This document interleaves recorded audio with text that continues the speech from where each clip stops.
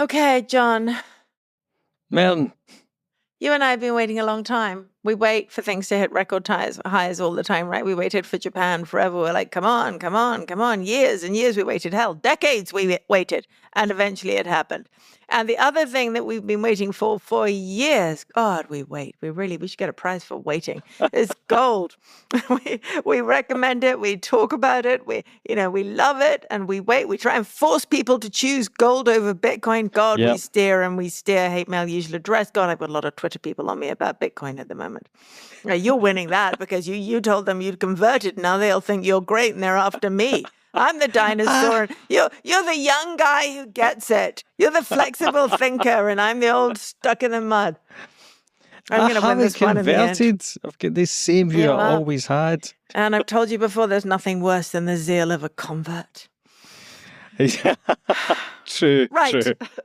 Anyway, gold is finally doing what we wanted it to do, right? So Hooray. here we go, a couple of record highs. Hooray, but the gold miners aren't following. And the junior miners, we always expected when the gold price broke out, then we just make our fortunes from the junior gold miners. You just buy that ETF, you sit back, the money rolls in. Turns out we should have bought Bitcoin.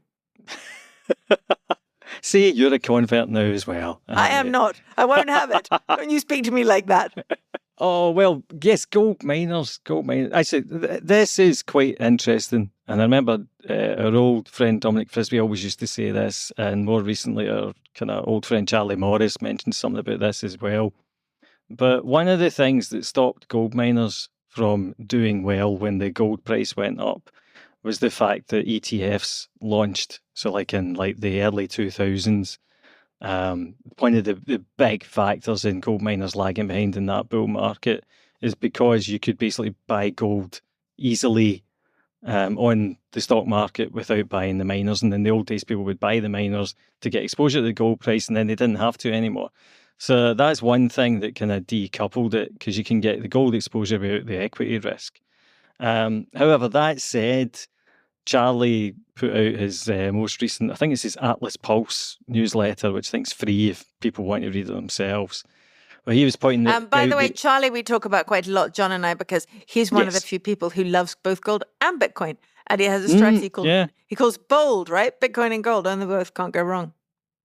Yeah, and he's and the things he basically understands them both, which is unusual, especially seeing as he has a background as a mainstream fund manager. So he's one of the few people who's been through the city who actually also gives credence to these alternative assets, shall we say. We better get him on. Anyway, so back to gold and gold equities, John. So we've got this incredibly frustrating business where gold is up, 20-25% since the start of the year, but you look at the gold miners and they're kind of flat, nothing going on there at all. But you think this is going to turn, right? Or is turning? It seems to have started to turn. And apparently silver has just broken out as well. And when we use terms like broken out, we're basically talking about people drawing lines on charts. I know that a lot of readers, listeners probably are skeptical about charting and technical analysis, but whenever you don't have... realistically, there aren't any what you would traditionally describe as fundamentals for something like gold, or for Bitcoin for that matter. So paying attention to what's happening in the charts just gives you a sense of what's happening to sentiment in that area. And also, because there's not really an obvious other way to value them, people pay even more attention to the charts. There's a kind of a feedback loop going on there. So the fact that basically silver is obviously a much more volatile version of gold, the fact that it's now shooting up suggests that, if you like, this precious metals bull market has got legs. And the same sort of things are being seen in the gold mining ETFs, even as we speak, according to the various charty people who I follow. So basically... yeah, I mean, you can probably play it any way that you like, but if you've been sitting in a gold mining ETF or a gold mining fund for a little while, getting a bit frustrated, now's probably not the time to sell it. Who do you think that might be? Who do you think might have been I sitting don't in know. gold funds or ETFs for a long time? Know. Getting mildly frustrated, they're not making any money. I can't think of anyone. No, absolutely not. Listen, John, Here we go. We're getting these little bull markets in everything. So, Bitcoin, lots of the other cryptocurrencies as well, the ones you honestly thought would never see the light of day again. There they are, up, up, up. Yeah. You've got Japan. You've got, some of the European markets beginning to move. You've got what's going on in the US, etc. Are you getting nervous? Where does all the money come from? I do think that's a very good question. Monetary policy clearly isn't as tight as lots of people think it is. But if we could, I don't know, have a guest who's got a good explanation for these things, that would be great. And I'm sure our listeners would love that too. Well, in excellent news, John, in excellent news. We've got a really, really good conversation coming up with Julian, who's a great macroeconomist, really good on what's going on in the US, what's going on in the US economy with the US money supply, why these stocks just keep going up. I think everyone's going to rather enjoy it. You're a fan of Julian as well, right? It's not just me.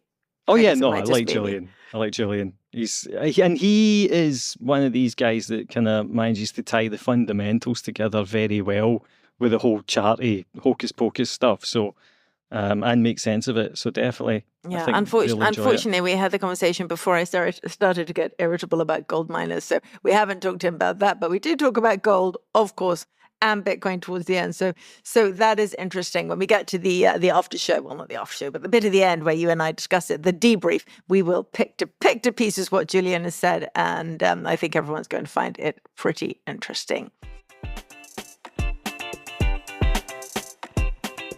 Welcome to Merryn Talks Money, the podcast in which people who know the markets explain the markets. I'm Merryn Somerset Webb. As promised this week, my conversation with Julian Brigden, co-founder of Macro Intelligence, two partners, a global independent macroeconomic research firm. Julian, so nice to have you with us. Thank you very much for coming. Pleasure, Merryn. Thank you very much for having me on the show. Right. Now, you're a macro guy. So you're going to answer the questions for us that we have been waiting to have a definitive answer to for a long time. And this is what we want to know. We want to know where inflation is going next, and we want to know where interest rates are going next. So if you could just kindly answer those questions for us, we're all good. There you go. No pressure. So look, we were wildly bullish on inflation in 2021. We wrote on the beginning of January, it's the most important variable of 2021. And we came out with some quite outlandish calls in early 2021, talking about very high single digits to potential double digits. And I do remember doing a round of calls with my institutional clients, and one guy calling me back after the presentation and going, "You're an effing idiot. There is no way that we're going to those sorts of levels." Okay, in hindsight, we got lucky. So last year, we started to call the top on the inflation cycle, and we've been talking it down ever since. And I think we now come to the problematic bit, Merryn. I think when people look at inflation, particularly, let's say equity folks, they tend to group inflation as one single metric: headline inflation, core inflation, whatever. But really, what determines inflation is not, when you break it down, is not goods inflation. Okay, it's not manufacturing what we spend at the shop. I've got a chart where I look at it and I take it back to the last 20 odd years. And you can see that essentially in the United States, manufactured goods or goods prices have been flat to down every single year.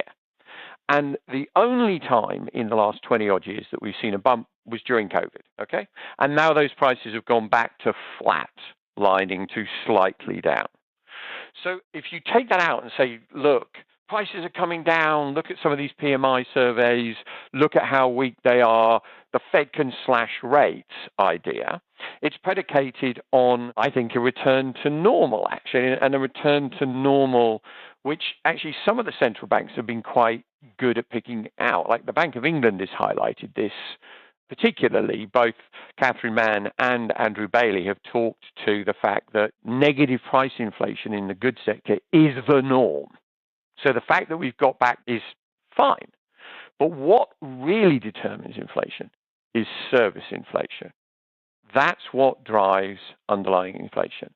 And service inflation, to our mind, is still being driven by a very strong employment economy, particularly here in the US. It's waning elsewhere in the world. But that is much more sticky and that is much more problematic.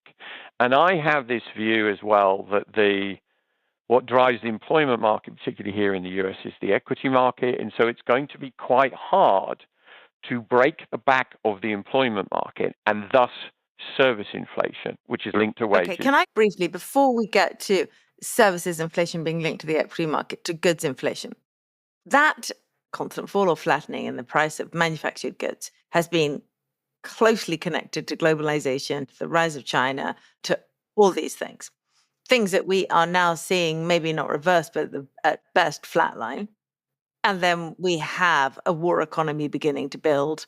We have supply chain problems. We have global transportation. All these are things which other people suggest may mean that we begin to see more. To be honest, we started to write about this in 2018, and we were ahead of the game. We said this sort of idea that we thought we were coming to the end of global disinflation from a lot of those structural factors. They were starting to peter out. And then obviously we got COVID, and it accelerated a lot of those trends, Merryn. So I think you're right. The disinflationary backdrop that we've had in the goods sector, and I think the Bank of England did some work on this in their Bank Underground blog, where they went back and they took this stuff back to, I want to say, the 1500s or the 1400s. Only the Bank of England could do it. And they were looking at like the return on risk-free assets through the last 600 years. And it's pretty clear that since we started to enclose common land in the UK in the sort of hundreds, and you started to see productivity advances in the agricultural sector, then move to manufacturing sector, and so on and so forth. We've had kind of disinflationary trends in goods prices. But what was very interesting is what caused what they called real rate depressions, where you had these periods of extended low bond yields and low inflation. And they were always commensurate with the same kind of thing. And they were commensurate with periods of peace, or which delivers this sort of globalization peace dividend kind of thing, and a slewing of innovation from things that we used to bash each other over the head with in periods of war to more productive uses. So you turn the battleship into the clipper ship, and suddenly you can open fast trade. And globalize and get the benefits of globalization. But what ended those was always the same thing. And it was a war and or a pandemic. And then you enter a period of inflation and structural reversal of some of the benefits of those periods. And I think, to your point, those are all the things that we are seeing. And then you add on top of that, as I said, this sticky service inflation. So why is service inflation sticky? This is because people are now refusing to accept that their wages don't go up every year. So we're seeing a response to inflation being, during that long period of low inflation, people didn't really think about inflation eroding their real income as one. People didn't demand rising wages, but now they do. Correct. People's real incomes have fallen. Right? This is the biggest problem that Biden faces, right? And someone just did a survey of people in the developed world. What's the biggest gripe that you've got? And everyone says, I'm 20% worse off than I was before. So everyone is looking to recoup that. It's possible to some degree to recoup that because we've seen a lot of people leave the labor force. So the demographics are tight. The benefits of productivity in terms of AI might be coming through, but are really nascent at present. So the demand for labor is very high. The economies are still running actually incredibly strong. In the US, you're looking at nominal GDP of 6%, which is miles above historic norms. That's being driven by a strong labor demand, strong wage growth, and and that correlates incredibly tightly historically to core service inflation.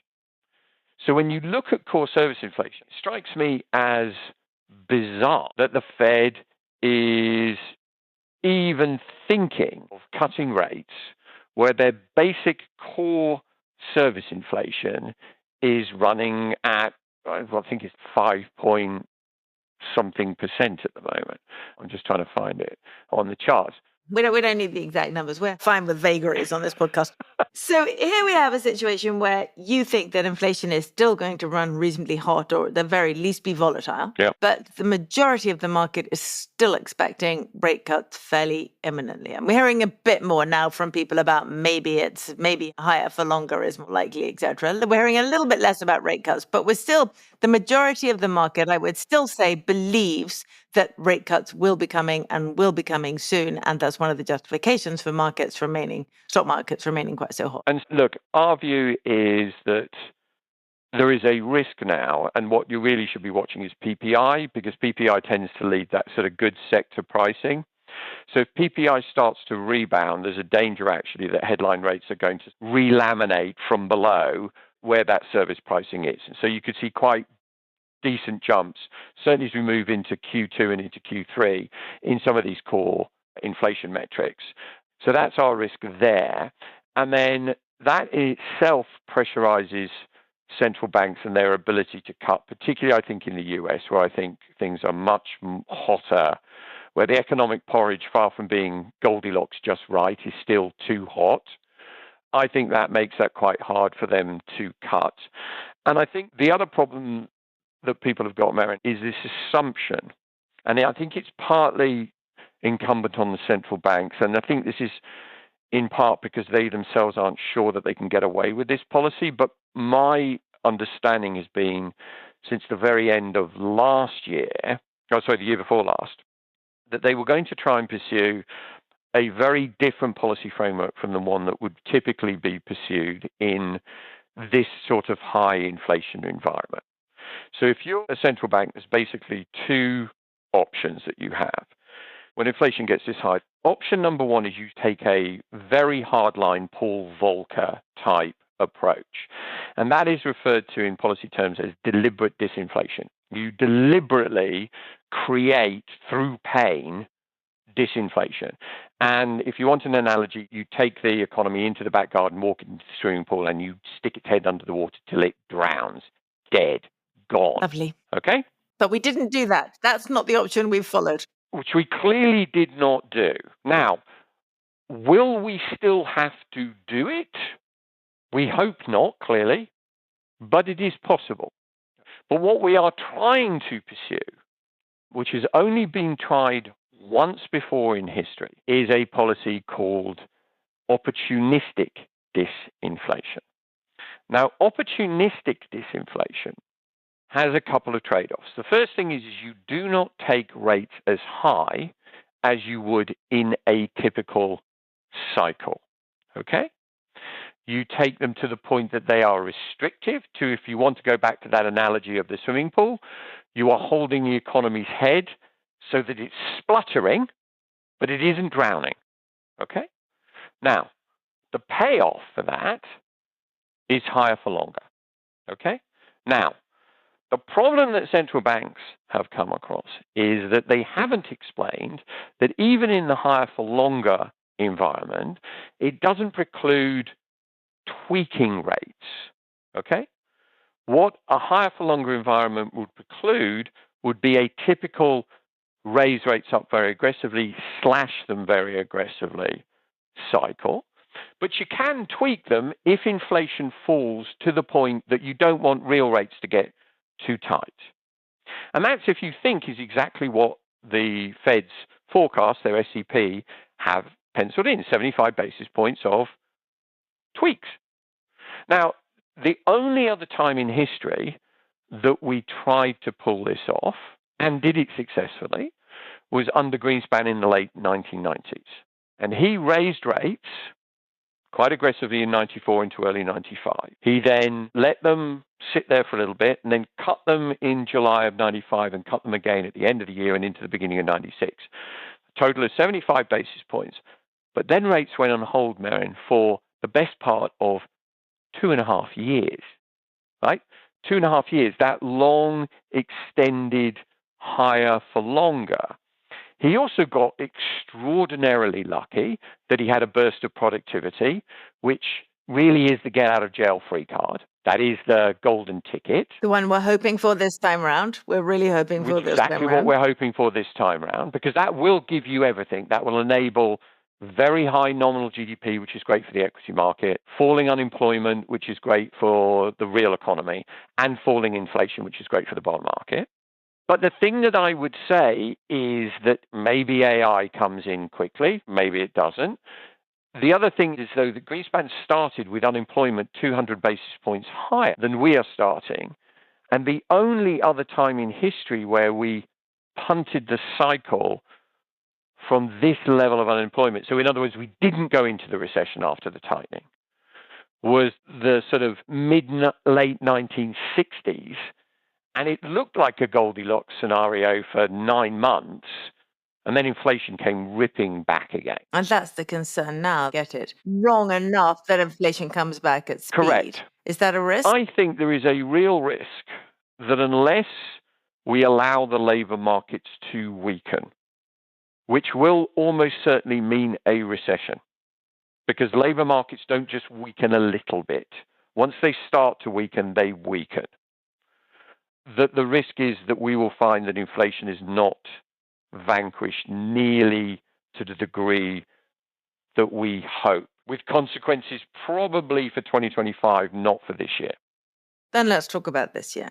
So within those parameters, how are you feeling about the US equity market? And maybe we should divide the US equity market up, shouldn't we, into its magnificent 7 leading the market, its wider all-cap market, and then maybe US small to mid-caps, which again feel like a slightly different market. Yeah. So look, I think the last time we spoke was just before we got the correction in 2022 in equities. And I was concerned by just how extended global equities were at that point. So Yes, Julian, for the record, you were absolutely right. I'll say it for you. He came on, we talked, he was absolutely right. So we then went long in April of 22 of 23. We went long of April of 23. And it was driven by a couple of things. The first thing was Janet Yellen's ability to offset what the Fed has been trying to do in terms of tightening liquidity via QE. Janet has shown herself very adept at using the two levers at her control, which is basically where does she issue debt? In other words, whether she pulls money out of bank reserves or from the reverse repo to fund the government. And if it comes out of the reverse repo, it tends not to weigh on asset prices. And secondly, playing around with the TGA. And that's what she deployed in 2023 and still could deploy this year. So when I take a step back at this and I look at this, I have a Fed that seems desperate. And from what I've heard, somewhat politically motivated, Merryn, to avoid a recession this year. Never. Who could have guessed? Okay? To avoid the risk of the orange man. Okay? And if we don't think that is a real thing, this central bank elite institutional fear of Trump, then you don't have to look any further than Madame Lagarde's amazing diplomatic rule-breaking comment about Donald Trump. Central banks should never, let alone from other countries, comment on leaders, right? And what did she say? She said, if you look at those years where when Trump was president of the United States, there could be threats and there could be issues for which the Europeans should be prepared. Let us be prepared for potential tariffs, for harsh decisions that would be unexpected. Let us to be strong at home. She should never, ever say that sort of thing. That's really persona non grata. So I think that angst is present in the United States, which I think why the Fed is desperate to avoid a recession and really honestly believes that they can achieve this soft landing. How do they do it? So what does that mean for the equity market? It means there's a bias to ease.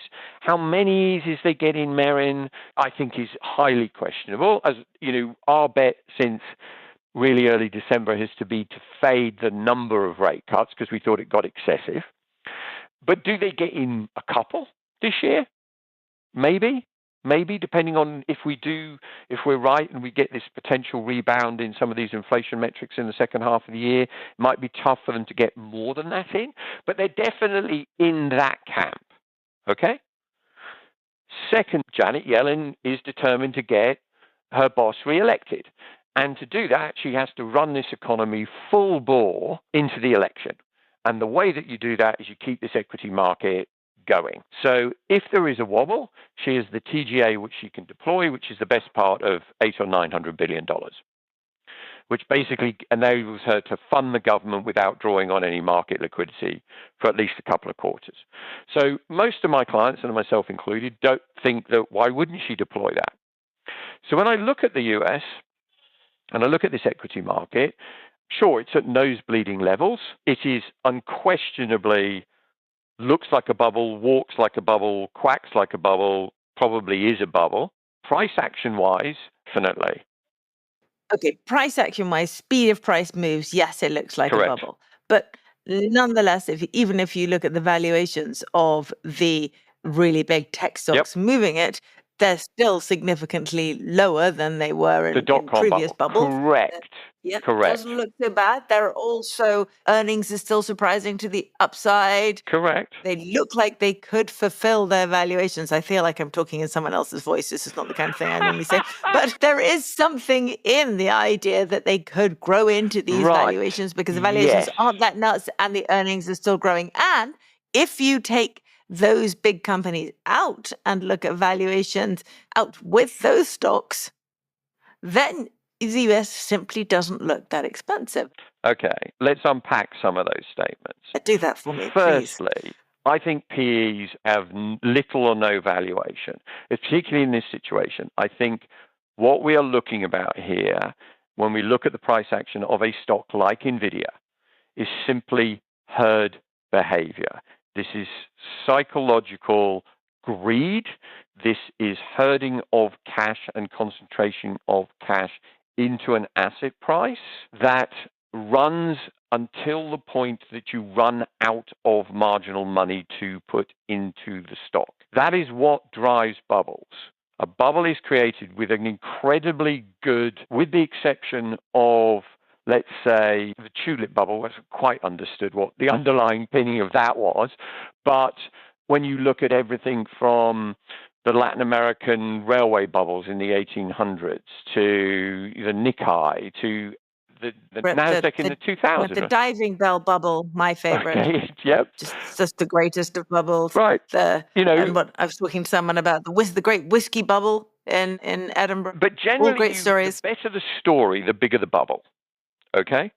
And then what you do is you attract money into it. And the analogy I like to use is it looks like the F-16 fighter going vertical, right? You look at this thing, and when you're in this phase, this is where all the money's made, so you want to be in it. But it looks like this thing is going to the moon. But we all know that it can't go to the moon because at some point, its oxygen-dependent jet runs out of oxygen. It gets too thin. You run out of that marginal oxygen molecule that you can suck into the jet. And then it drops. And in terms of PEs, sure, NVIDIA is not like it. The chart looks like Cisco did in 2000. I keep being told we can't compare it to Cisco. Okay, hold on. Simplistic. Hold on. But its valuation looks like Microsoft in 2000. If you look at NVIDIA's PE, it peaked in the middle of last year. It is now 65. If you look at Microsoft's PE, and I might be off, but roughly the metrics are right, I think it peaked in 99 at about 100. And then by March or April of 2000, it was somewhere around 60. And then the stock dropped 65. It isn't about valuation, Merryn. This is about concentration of cash into these stocks. So the question that you have to ask yourself is, can this concentration continue? And if you look at a stock like NVIDIA, the pattern, that's why you can look at what we call a classic bubble pattern, and it applies to every single bubble from 1929 through to the Saudi stock market in, I think it was like 2000 or something, through to, the NASDAQ in 2000. They all have very similar patterns, that you're in the blow-off parabolic move. And NVIDIA's move for a blow-off parabolic move isn't really enough yet. 1,000 wouldn't be at all unusual. Okay, so we should hang on for a bit longer. I think you hang on for a little bit longer, right? Because you have to ask yourself, what is going to discipline this equity market? Right? It could be the data. We just had pretty shitty PCE data, but because we'd forecast pretty bad PCE data, when it came in line with the pretty bad number, the market was like, phew, it's only in line, right? So we now have to wait for probably another month for data. We've got a Fed, as I said, that seems inclined to want to, even though I think they're playing with fire and they shouldn't do it, ease. We have same with the Bank of England, same with the ECB. And we have, certainly in the US, a Treasury Secretary who has all the abilities to keep this game going if she truly decides she wants to do that. So to me, this mania has got room to run. But Excellent.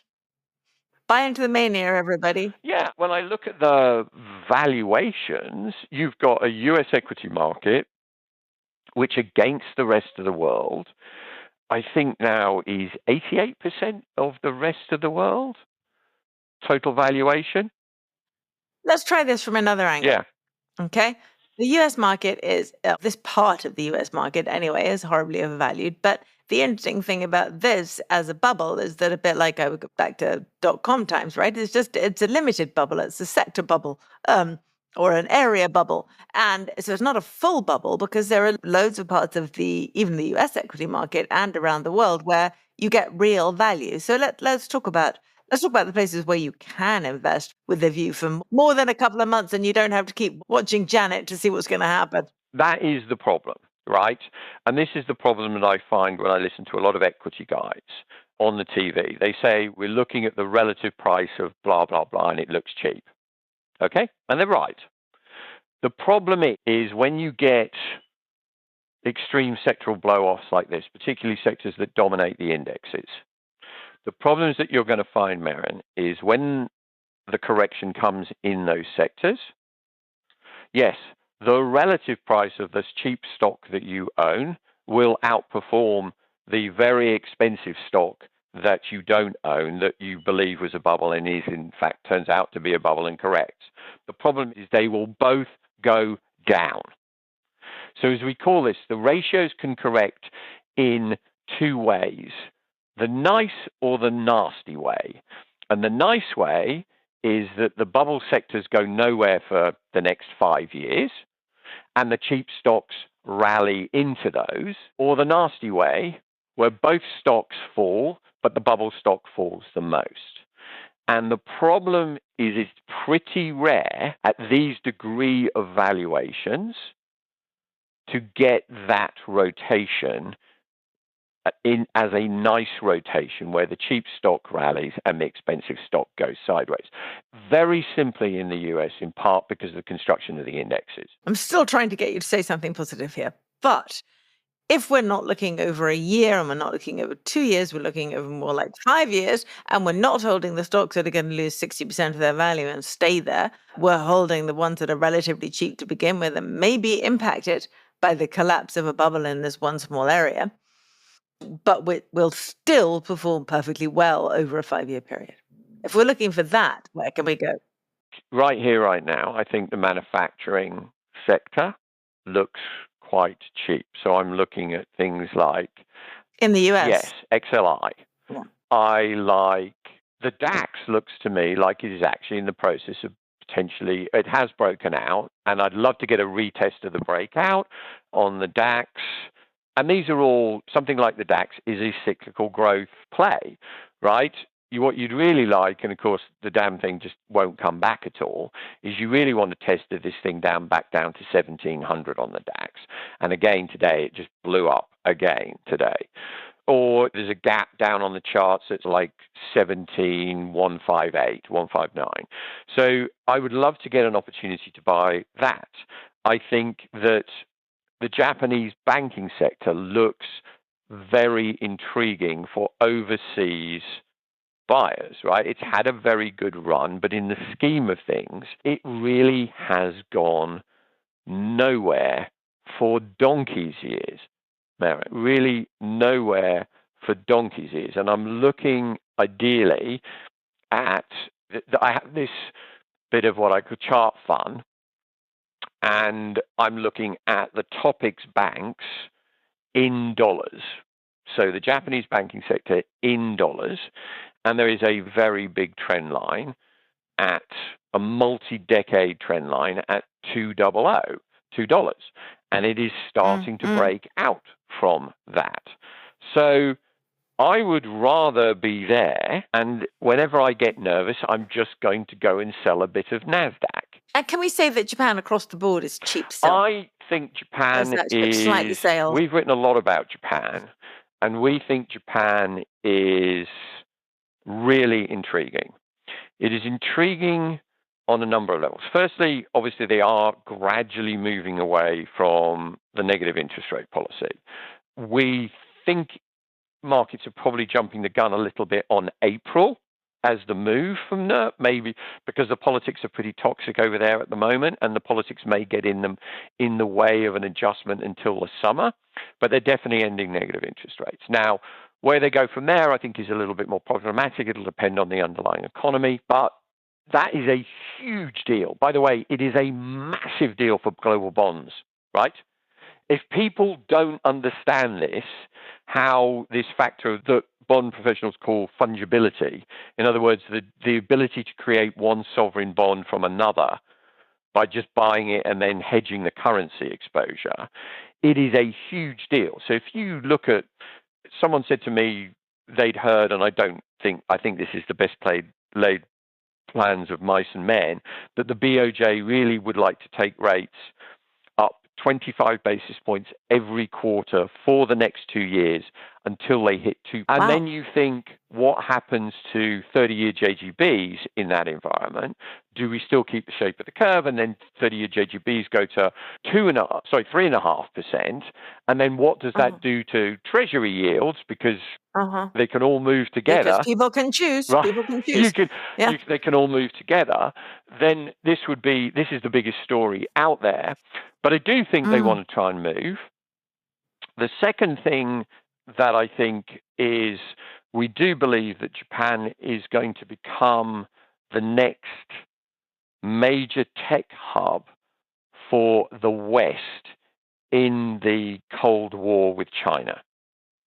So there is a lot of re-onshoring of Japanese high tech back into Japan with fab factories, with automation, with everything, which is going to leave Japan very much in the Western sphere, okay? The only concern that I have, Merryn, about Japan is the same concern that I have about the US. If you go back and you look at 2007 and 2000, the Japanese market tends to run up right towards the end of the bull market. It's as if people turn around and go, oh, what's cheap in the world? Ooh, Japan's cheap. They go piling into Japan, and really what they should be asking is not what is cheap, but what is really expensive. And the US is really expensive. And so Japan is only really cheap relative to the US again. So it's... Yeah, and so it runs up when people think to themselves, this is too expensive, I want to buy something cheap, and they rush off to Japan. Yeah. It doesn't end well. But it could be, chart-wise, Japanese banks look amazing in dollars right here, right now. If we can hold what looks to me like a 25-year trend line break. Fascinating. Okay, let's leave Japan and see if we can find something positive to say about the UK. It's a challenge. Yeah, it is a bit of a challenge, I'm afraid. Easy. Look, and I find it quite hard to model the UK. I wasn't a Brexit fan. To me, that was a bit of an own goal. I do think the inflation improvement is, by and large, over. I do think we are playing with fire when it comes to the same thing as the US is, cutting rates with service inflation as high as it is. But I can see, and we certainly are we're heading for a recession, so they should come. Technically, we're in one. Yeah. Okay. All right. Can't make you say anything positive on I can't the say UK, so much I'm going to have positive to. on the UK. No, have to leave it there. Okay. Let me ask you some quick fire questions then. Who's going to win the American election? I would say it's too early to call, but I think there is a real risk that Trump gets it. If I locked you away for 10 years, I actually didn't lock you away, you can go free. But if I told you that you could only buy one thing and you had to hold it for 10 years, and I gave you a choice of only two things and they were gold and Bitcoin, what would you take? Oh, God. Look, on a relative basis right here, right now, it has to be gold. Because it's cheaper. Because it hasn't gone up. How do we know what's cheap and expensive when it comes to Bitcoin and gold? We don't, right? You don't. But I would say gold right here, right now. You put a gun to my head. Okay. Have you got anything useful to say on Bitcoin? Look, my colleague in one of the products that we produce, the Real Vision product that we produce, Raoul Powell, has nailed this thing, right? He's done incredibly well. And I did listen to some extent and bought a bit around 12,000, didn't buy enough by any stretch of the imagination, and should have been in many years ago. But in that sense, I'm a bit of a Luddite. And the problem that I've got with all of these things, Merryn, is my fear about Bitcoin, and I've said this on the record, I think it could be the best trade ever, right? The best trade ever. Now, is it the best store of wealth? And that, which is one of the arguments that you get from a lot of people. And on that, I think the answer is definitively no. And the reason is that I fear that in the world I think that we are going into, where government deficits are going to be challenged, where governments and central banks are going to have to be increasingly interventionist, and we move to this thing called fiscal dominance, where basically government deficits dictate what happens to central bank policy, that central banks and policy may have to move back to the sort of situations we saw in the 60s and the 70s, where you get things like exchange controls. And Draghi's intimated this recently. And in that situation, my fear is that Bitcoin is so good at potentially avoiding those outcomes that Western governments may have to ban it. That is what I see as the big risk as well. Now, that could happen from 200,000, Merryn, right, in Bitcoin, right? So, once again, it could be the best trade, but is it going to be ultimately the place where you want to have your wealth? And that's a completely different question. Yeah, indeed it is. Julian, we have to end it there. I've taken up far too much of your time, but thank you so much for joining us today. That was fascinating, and we put you down on our lists of who's chosen gold and who's chosen Bitcoin. We put you down as gold. Thank you.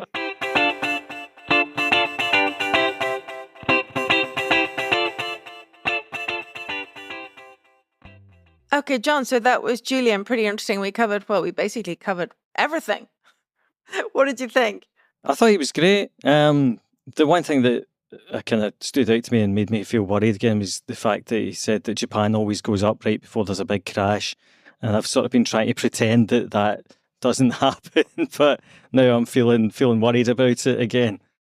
Yeah, well, I mean, he's right in the sense that, you know, we talked in the beginning about before Julian came on, about all the things that we've waited for, and we've been waiting for Japan for a long time, and along the way we've made a couple of mistakes, haven't we? We've thought that Japan is good and everything's fine, it's back in a bull market, and then it isn't. But this time it does feel.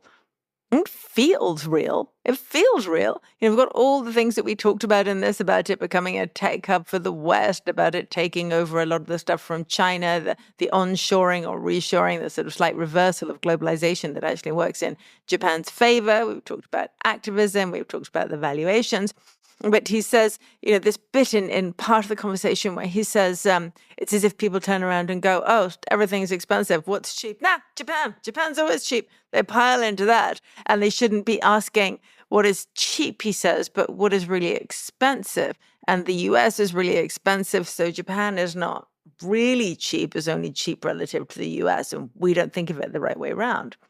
But of course, actually, Japan kind of is really cheap, or was. If you look back at the valuations that we used to talk about with the percentage of stocks of companies in Japan trading at below their net asset value, below their cash value, and you look at the P's, you look at the dividends, etc., it has been cheap in absolute levels, not just relative to the US. Yeah, and I mean, to be fair, there has been a lot of change. The latest wage round, they're looking at over 5% wage inflation in Japan, which is, extraordinary. That would have been unimaginable to probably either of us, certainly pre-COVID. So to be fair, I do think things have changed.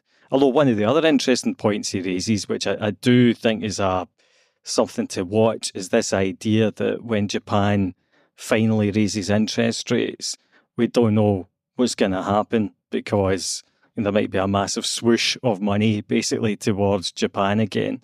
And that could be a big shift in the landscape for asset prices generally. But beyond all that, the other thing that was really interesting was the way that he talked about how inflation will be persistent. Because I know we both agree that inflation will be persistent. But he kind of... We do agree that, and we like to have people come on to agree with us. That's basically how we do exactly. This. But the nice thing is he articulated good reasons for it to be kind of persistent. I think the point about kind of services inflation particularly being, it's not actually obvious at this point why, with interest rates where they are, services inflation should get particularly weaker than it is. Particularly because a lot of people still feel fed up that their earnings are not maintaining their standard of living the way it was maybe 3 years ago, because price inflation might be calming down, but the price level is absolutely higher. And I don't know about you, and I don't know about our listeners, but definitely there's a lot of things when I go into a restaurant or a minor kind of luxury, the wee things that you like to spend money on that make your life kind of fun. You look at the prices and you're like, hang on a minute, that is actually really painfully high. A pint. You want to be careful, John, or I'm going to ask you if you know the price of a pint of milk, and you won't. Of course I don't know. What kind of conversations you want to I get into. have my servants to fetch me pints of milk. It's, I don't know the price of a pint of milk. I know the price of a pint in central London, and that's just, unacceptable. Didn't mean to get you onto that either. But listen, but Julian feels that even though services inflation is going to be more persistent than many people expect, which you and I agree with, because we particularly believe that labor force has now understood the decline in real wages, and understood that the way to get your real wages to stay steady or possibly even rise is to ask for more money and to give power to your unions. This is a change over the last couple of years in the psyche of the worker, and not a bad one, by the way, because real wages, particularly in the UK, have been flat or falling for far too long. So a little bit of push from workers is no bad thing, and that is, I think, and Julian thinks, and I think you think, definitely going to be the thing that holds up inflation and makes it more volatile than people expect. But Julian does not expect that to mean that rates either stay particularly high or to rise. He feels very strongly that into an election year, as he puts it, Yellen wants to get her boss re-elected. Yeah, and I thought that was really interesting, and it kind of made me think what a stroke of genius it was to get a former central banker to be your Treasury Secretary, because she really does understand the plumbing in a way that your standard politician would not. And so it's pretty clear. I mean, please don't get wrong, I don't understand the plumbing properly. But from what more intelligent people than me seem to say, Janet Yellen has managed to, mess about with debt issuance in such a way that it keeps the whole thing rolling, certainly until the next election. And fair play to her, if you have that power and you have that knowledge, then why not use it? Particularly now that she is a politician rather than a independent central banker. Yeah. And he says here, it was very interesting when he started talking about this. He talked about Janet Yellen's ability to offset what the Fed has been trying to do in terms of tightening liquidity. And I asked you earlier, I said, well, where does the money come from? And, what Yellen can do here is part of the answer. So whatever you think of the Fed, and, Julian doesn't expect to see the constant rate rises that some people do. But whatever you think of the Fed, the most important thing at the moment seems to be to listen to what he's saying here about what Yellen can do out with. God, I've been in Scotland too long. Out with. It's a great word. That's a great word. I don't know how English people ever manage without it. It's a brilliant word. Out with the Fed. Now, with that in mind, actually, I've just been reading earlier today a report from GovCal, and you sometimes read their research as well. And they have got a list of places where they think all the money is coming from. And they include this, but also one of the other things is still the COVID hangover, that there is still money sitting in bank accounts left over from COVID. And then they talk about lower energy bills and various things. But it's another thing they come back to, which is really interesting, based on what we were speaking about earlier with services inflation, which is that in the US, with wages having been rising significantly faster among the young than the old, is it possible whether, and I'm quoting here, this newfound wealth has encouraged speculation in the more youth-orientated parts of the market? So, momentum trades, crypto, and as they put it, monkey JPGs. So I think they're not the youth-orientated generation themselves, but still kind of interesting.